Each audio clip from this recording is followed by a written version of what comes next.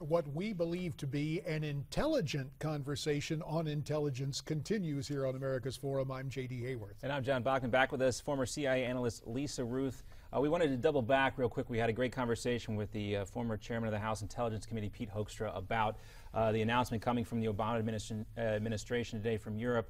President Obama announcing that he's ready to call an end for the NSA's collection of bulk data. The overhaul, if approved by Congress, would end the collection of data about Americans' calling habits. The bulk records would remain in the hands of phone companies. The companies would not be required to keep the data for any longer than they normally are now. The NSA would then be able to get specific records with the permission of a judge, and only after a judge grants that permission. Now, Lisa, there's some confusion here, and former Chairman Hoekstra talked about this. There's kind of a competing bill in the Congress as well. But when you heard about this announcement today, what was your biggest takeaway?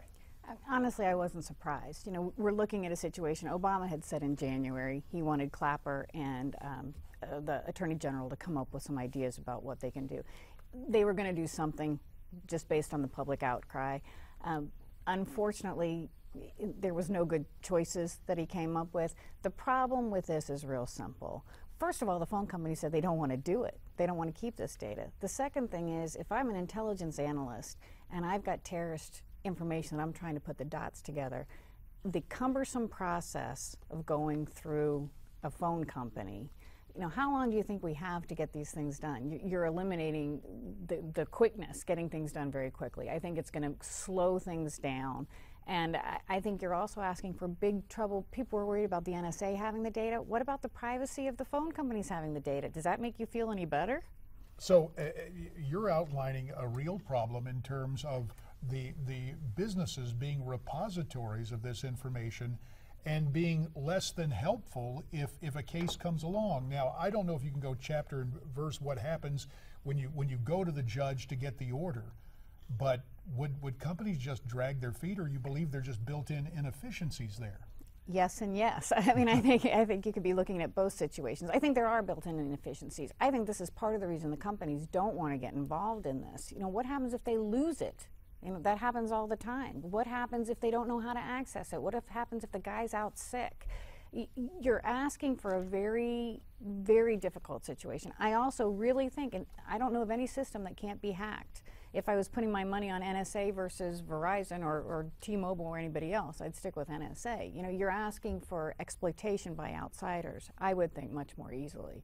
Well, again, as you sit here and relay this, a number of possibilities come to mind. You mentioned hacking, and we know on a daily basis the Chinese, for example, try to get into our defense computer apparatus, our internet capabilities there.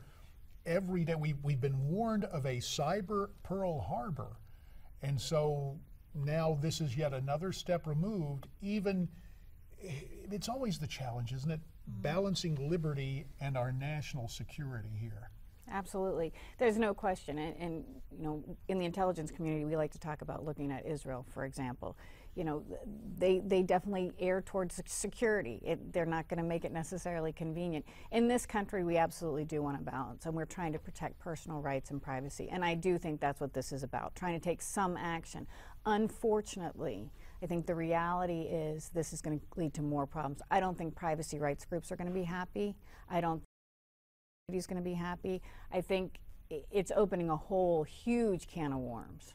Now, Lisa, you mentioned this information is going to be held by these phone companies right now, and the question I think a lot of people might have is, where is that information more secure? Is it more secure in the hands of a private organization whose only motive is profit, or is it in the hands of the government who their motive obviously is preventing terrorist activities?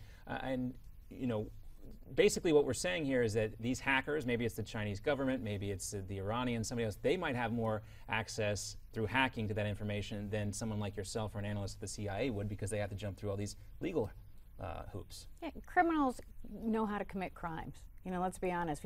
If you want to break into a house and you're a career criminal, you can break into that house. If I'm going up to the house, I'm going to knock on the door, wait for you to open it, and go in.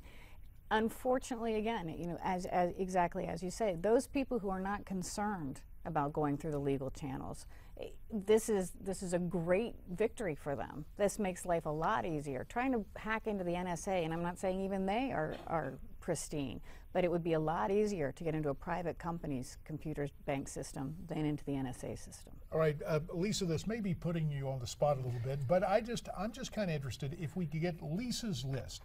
If you could remake the policy in your image, the top 3 things that ought to happen to keep us safe with these technologies and this kind of data? Well, and the first thing is, in understanding that I have a different point of view being in the intelligence community, the metadata is not recording your phone conversation. It really is looking at patterns of communication.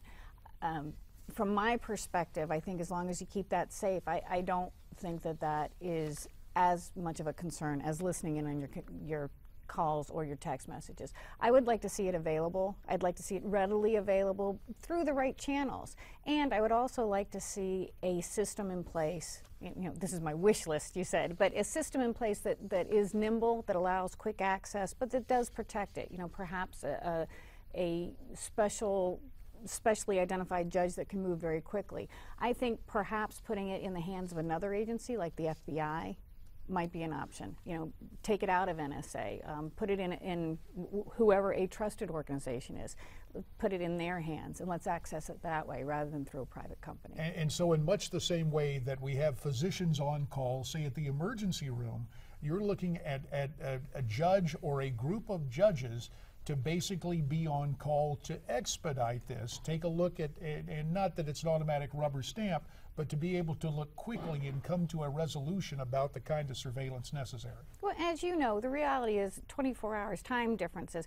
Working 9 to 5 may not work for the intelligence community. And I do think, again, it's a wish list, but to have somebody who you can call on when this happens, but not have to go through a corporate bureaucratic situation, but at the same time that, as you said, is a protection, someone who is realistically trying to make sure, are we using this for the right reasons? Get it in front of them quickly, but then they have the time to deliberate, not a number of days. It may be a matter of hours, but in that way expedite and still respect the rule of law and judicial oversight. If that could happen, that would be wonderful. I hope it's not so far afield that it remains a wish list, because Lisa, I think you've outlined some common sense steps that merit more discussion. Well, thank you very much. And we'll be sure to have you back to continue that discussion, because this is a topic that's clearly not going away, even though the president is announcing some major changes with the program itself. Thank you, Lisa, for being with us. Thank you. All right, more to come here on America's Forum. When we return, the Supreme Court hears arguments today on a case that defenders claim is about religious freedom, but others say it's more about women's health. We'll have that for you right after the break. And if you'd like to participate with us, weigh in on our discussion, all you need to do is contact us via social media. Why not Twitter? Tweet us your comments at Newsmax TV, #America's Forum, or you can visit us at Facebook.com/Newsmax. And there's the old email to use, old dependable email, our address, connect@NewsmaxTV.com. Don't go away, lots more to come on America's Forum.